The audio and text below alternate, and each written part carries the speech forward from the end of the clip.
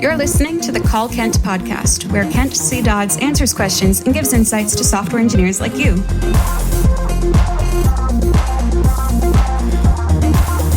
Now, let's hear the call. Hey, Kent. My name is Angel, and I had a Redux thunk testing question for you. I understand that the recommended approach is to avoid testing thunks in isolation and instead opt for testing or integration testing Redux connected components.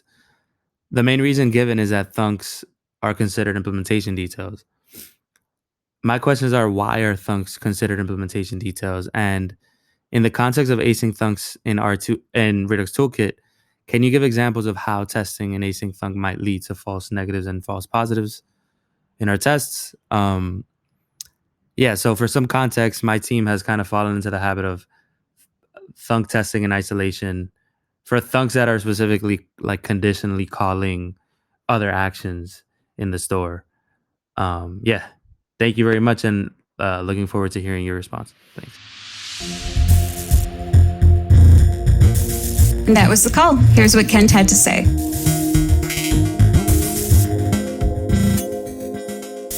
Hey, Angel, thank you so much for the question. So yeah, this was a good one. I remember using Redux thunks years ago when I was at PayPal, and testing those was a total nightmare. It was not fun at all, because this is far, long before I...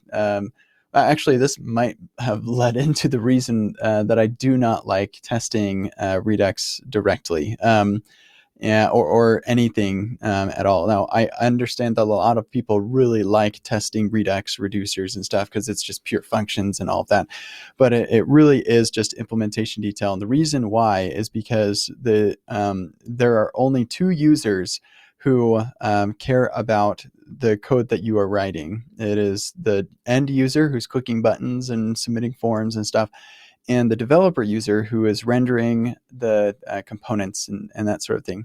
The Redux or the way that you're managing your state is irrelevant to both of these users. They don't care about how you're managing your state. And so your tests should not either.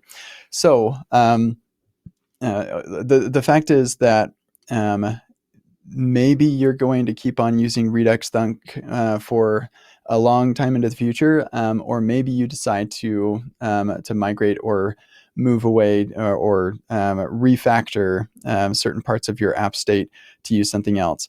And you want to have tests that are going to help you do that. And so pretty much anytime you refactor something, you're changing the implementation without changing the behavior. And if you need to change your test when you do that, that means you were testing implementation details. And so if you include Redux as part of the way that the test is written, then you're going to have to change your test if you ever change that particular part of the implementation. So how do you go about avoiding this? You're going to render the component that uses Redux and interact with it the same way that the user would. Now, this may be a little bit tricky because you do need to have Redux in context. I'm assuming you're using React Redux, and you mentioned Redux Toolkit.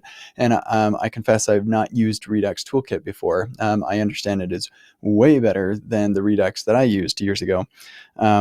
So this can be tricky. What I normally recommend is you have a component or a function that you call render. So it's like overriding the built-in render from React Testing Library.